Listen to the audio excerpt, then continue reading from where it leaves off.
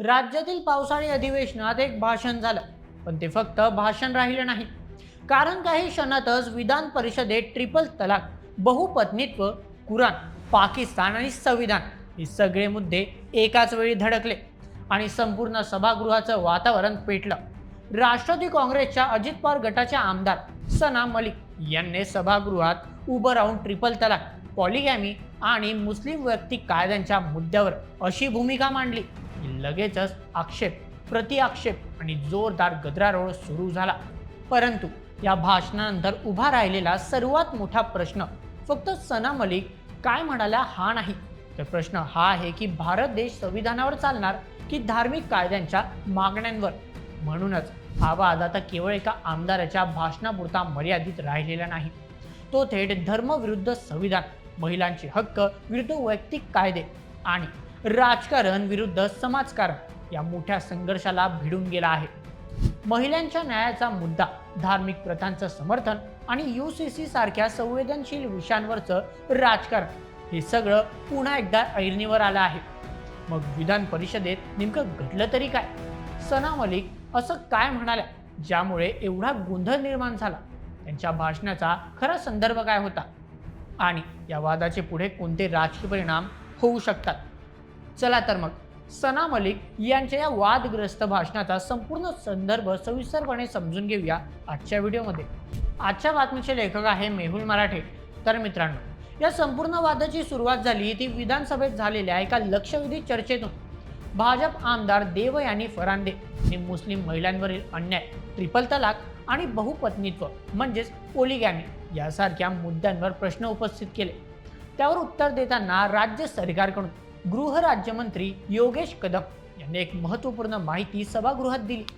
त्यांनी या संदर्भात सांगितलं की राज्यात गेल्या 2 वर्षात ट्रिपल तलाकच्या जवळपास 81 तक्रारी नोंदवल्या गेल्या आहेत आणि याच पार्श्वभूमीवर महाराष्ट्रात UCC अर्थातच युनिफॉर्म सिव्हिल कोडचा मसुदा तयार करण्यासाठी हायकोर्टमधील निवृत्त न्यायाधीशांच्या अध्यक्षतेखाली समिती नेमण्यात आली. म्हणजेच हा मुद्दा केवळ धार्मिक प्रथा किंवा एखाद्या समुदायापुरता मर्यादित राहिलेला नाही, तर आता तो थेट कायदा, प्रशासन आणि महिलांच्या न्यायाशी जोडला गेला आहे.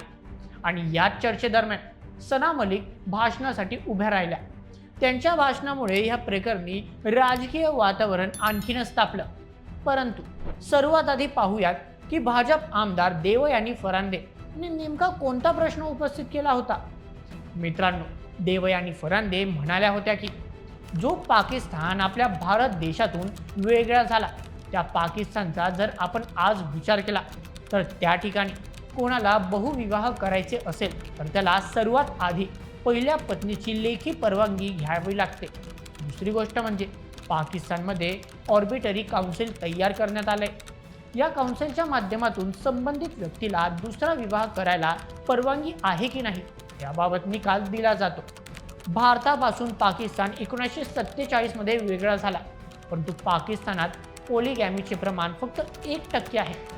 माझ्याकडे 1.5 महिन्यात 3 ट्रिपल तलाकच्या केस आल्या असून पोलिसांनी या प्रकरणी कारवाई केली आहे, अशी भूमिका त्यांच्याकडून मांडण्यात आली होती. आता याच प्रश्नांचे उत्तर देण्यासाठी आमदार सना मलिक देखील उभ्या राहिल्या. या प्रकरणी बोलताना सना मलिक म्हणाल्या की माझ्या सहकारी देवयानी फरांदे यांनी आपल्या लक्षवेधी भाषणातून महिलांवर काही प्रश्न उपस्थित केले आहेत. मला या प्रकरणी सभागृहात एकच प्रश्न विचारायचा आहे की ते अशा प्रकारचे अत्याचार केवळ मुस्लिम महिलांवरच होत आहेत का?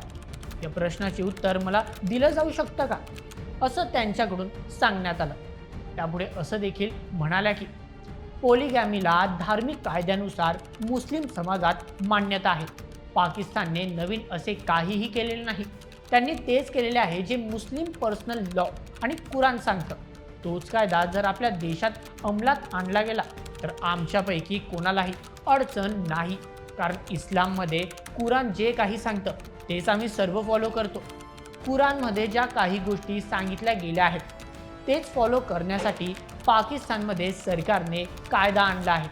म्हणूनच भारत देशाने देखील असा कायदा आणावा ही मागणी आम्ही करत आहोत, असं त्यांच्याकडून सांगण्यात आलं. परंतु त्या एवढ्यावरच थांबल्या नाही. त्यांनी आपल्या भाषणात पुढे ट्रिपल तलाकचा मुद्दा देखील उपस्थित केला. या प्रकरणी बोलताना त्या म्हणाल्या की इस्लाम धर्मात तलाकच्या वेगवेगळ्या पद्धती आहेत। यामध्ये तलाक ए हसन, तलाक ए अहसन आणि तलाक ए बिदल असे 3 प्रकार आहेत। त्यापैकी तलाक ए बिदल ही सांस्कृतिक पद्धत आहे, म्हणून जेव्हा ट्रिपल तलाक रद्द करण्यात आला त्याबाबत कायदा अस्तित्वात आणला गेला, परंतु जी गोष्ट मुळात भारतातील मुसलमान करतच नाही त्यालाच रद्द करण्यात आलाय। यानंतर पुढे त्यांनी असा सवाल देखील उपस्थित केला की पॉलिगॅमीची परवानगी केवळ मुस्लिम समाजातच आहे का? तर मुस्लिम पुरुषच पॉलिगॅमी करत आहेत का? दुसऱ्या धर्मातील पुरुष पॉलिगॅमी करत नाहीत का? जर देशात पॉलिगॅमी संबंधित नियम फॉलो होत आहेत तर पाकिस्तानचा रेफरन्स दिला जाऊ नये, इस्लामचा रेफरन्स दिला जावा आणि त्यालाच अंमलात आणलं जावं, अशी स्पष्ट भूमिका त्यांनी शेवटी मांडली। परंतु या वादग्रस्त भाषणानंतर सभेतील वातावरण तापायला सुरुवात झाली। यावर उत्तर देण्यासाठी आमदार अतुल भातखळकर उभे राहिले। ते म्हणाले की प्रश्न ट्रिपल तलाकच्या कायद्याची अंमलबजावणी योग्य पद्धतीने होते की नाही यासाठी आहे, परंतु सन्माननीय सदस्य सना मलिक कुराण, पाकिस्तान आणि मुस्लिम धर्मातील परंपरा यांच्यावर लेक्चर देत आहे। ते लेक्चर ऐकायची गरज नाही, कारण हा देश संविधानाने चालतो, कुराणने देश कधीही चालणार नाही, अशी आक्रमक भूमिका अतुल भातखळकर यांच्याकडून घेण्यात आली। परिस्थिती आणि वाद लक्षात घेऊन शेवटी गृहराज्यमंत्री योगेश कदम यांनी देखील आपली भूमिका मांडली। ते म्हणाले की देवयानी फरांदे यांनी जो उल्लेख केला त्यावर सना मलिक यांनी भूमिका मांडली आणि प्रश्न उपस्थित केला, परंतु माझ्या नजरेत तरी आत्तापर्यंत ट्रिपल तलाकच्या तक्रारी अन्य इतर कुठल्याही धर्माच्या प्रतिनिधींकडून आलेल्या नाहीत। ट्रिपल तलाक ही पद्धत फक्त एका विशिष्ट समाजात आहे, तिकडूनच त्या तक्रारी येतात। परंतु कायदा तयार करत असताना आपण कुठल्याही विशिष्ट धर्मासाठी तयार करत नाही, तर तो सगळ्यांनाच लागू होतो, असे त्यांच्याकडून सांगण्यात आले। आता या ठिकाणी एक गोष्ट लक्षात घ्यायला हवी की अतुल भातखळकरांचे हा देश संविधानावर चालतो हे वाक्य फक्त प्रतिवाद नव्हतं, संपूर्ण वादाचं केंद्रबिंदू ठरलं। कारण त्यानंतर चर्चेचा फोकस सना मलिक यांनी नेमकं काय म्हटलं यापेक्षा त्या वक्तव्यातून कोणता संदेश गेला यावर सरकला। विरोधकांच्या मते जर सभागृहात धार्मिक कायद्यांचा किंवा पाकिस्तानाचा संदर्भ देत भूमिका मांडली जात असेल तर तो थेट संविधानाच्या चौकटीला आव्हान देणारा मुद्दा ठरू शकतो।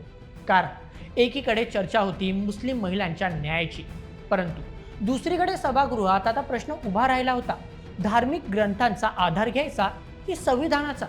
त्याचप्रमाणे वैयक्तिक कायद्यांचं संरक्षण करायचं की समान नागरी कायद्याची दिशा घ्यायची। आता या ठिकाणी एक अत्यंत बारीक गोष्ट लक्षात घेण्यासारखी आहे मित्रांनो, ती म्हणजे सना मलिक यांच्या भूमिकेचा अर्थ 2 प्रकारे घेतला जातोय।